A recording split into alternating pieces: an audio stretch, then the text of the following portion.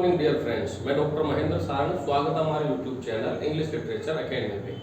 Dear student, आज हम इस वीडियो में डिस्कस करने जा रहे हैं एमए प्रीवियस एग्जाम 2023-24 के MDS university, Kota university, RU, Mohanlal Sukhadia, MGS Bikaner, Pandit Deendayal और मत्स्य यूनिवर्सिटी में, इन यूनिवर्सिटीज में जो है वो आपस में कुछ कंटेंट एक दूसरे से मिलते हैं, जिनमें से आज हमने लिया है एज यू लाइक इट, जो मुख्य रूप से एमजीएस यूनिवर्सिटी बीकानेर प्रीवियस में ये दिया गया है, राजस्थान यूनिवर्सिटी के यूजी के छात्रों में ये दिया गया है, और कोटा यूनिवर्सिटी और एमडीएस यूनिवर्सिटी के सिलेबस में भी इसको दिया हुआ है।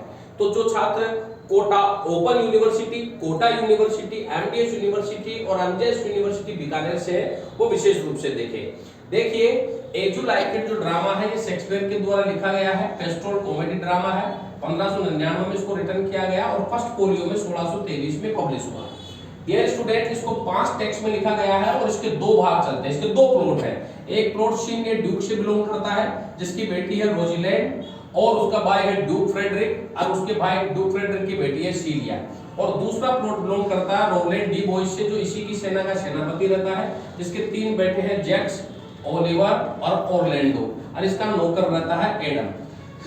इस नाटक में 4 प्रेमी जोड़ियां हैं, रोजिलैंड के ऑरलैंडो से, सीलिया की ओलिवर से, टचस्टोन की ऑड्री से और सिल्वियस की फेबे से।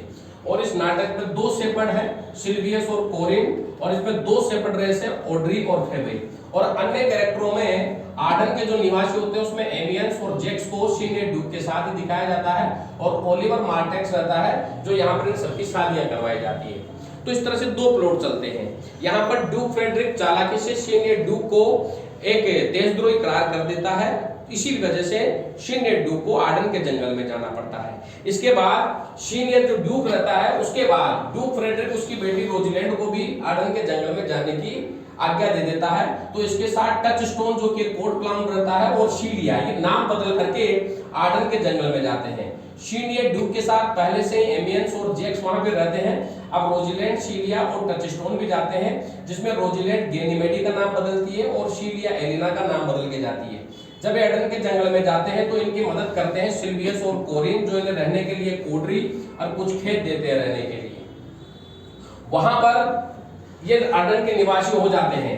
फिर यहाँ पर 2 भाई हैं, ओलिवर और ऑरलैंडो, इन दोनों को लड़ते हुए दिखाया जाता है, जो रोलैंड डी बॉयस की संतान है। ऑरलैंडो इस नाटक का हीरो है, ये अपने भाई से संपत्ति के बंटवारे को लेकर के लड़ता है, लेकिन एडम ऑरलैंडो को समझाता है, इसीलिए ये एडम ऑरलैंडो को लेकर के आर्डन के जंगल में चला जाता है, क्योंकि उसको डाउट है कि ओलिवर इसको मरवा न दे। इसके बाद ये भी आर्डन के निवासी हो जाते हैं।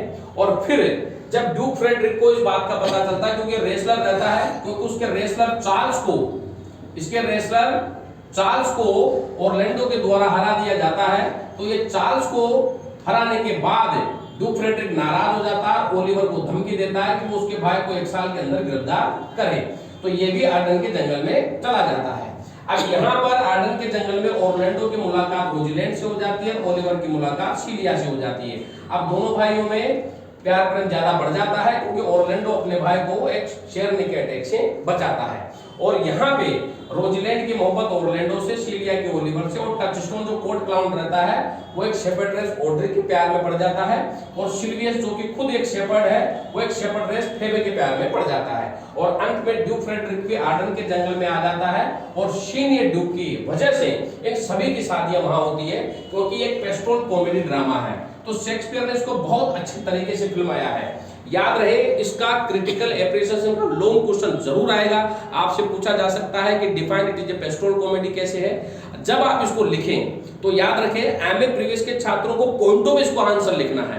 राइटर का इंट्रोडक्शन, थीम, प्लॉट, समराइजेशन, इसके सोर्स और इसके कैरेक्टर के साथ साथ आप पेस्टोरल कॉमेडी कैसे है, 4 प्रेमी जोड़ियां इसमें कैसे रहती है, कॉमेडी क्या बताया गया, ड्रामेटिक मोनोलॉग इसमें क्या है, और ब्रिटिश कल्चर को इसमें कैसे बताया गया है, ये सारी चीजें आप पॉइंट बना करके लिखें। लास्ट में कंक्लूजन और क्रिटिकल कमेंट बना करके लिखें। ये क्वेश्चन डेफिनेटली आएगा, और जो बच्चे इस क्वेश्चन को अटेम्प्ट करेंगे वो कम से कम 12 से 13 पॉइंट में इसके क्वेश्चन को अटेम्प्ट करें, क्योंकि 500 वर्ड में इसका आंसर पूछा जा सकता है। तो वीडियो को ज्यादा से ज्यादा लाइक और सब्सक्राइब करें।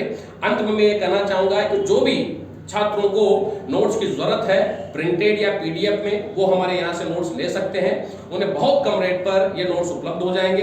एमए प्रीवियस और फाइनल को किसी भी यूनिवर्सिटी के छात्र को किसी भी कंटेंट को लेकर दिक्कत होए तो आप हमसे संपर्क कर सकते हैं। मैं उसे पर्सनली इन चीजों के बारे में एक्सप्लेन करूंगा। सिलेबस के बारे में मैं पहले बता चुका हूं सभी के बारे में। फिर भी किसी तरह की कोई दिक्कत हो तो आप कमेंट बॉक्स में लिख के जरूर बताएं। जिस भी छात्र को नोट्स की जरूरत है वो मेरे से संपर्क कर सकता है 8963043837 9928669902। ये मेरे फोन नंबर है। इन फोन नंबर पर आप मेरे से संपर्क कर सकते हैं। Thank you very much dear friends, बहुत बहुत धन्यवाद।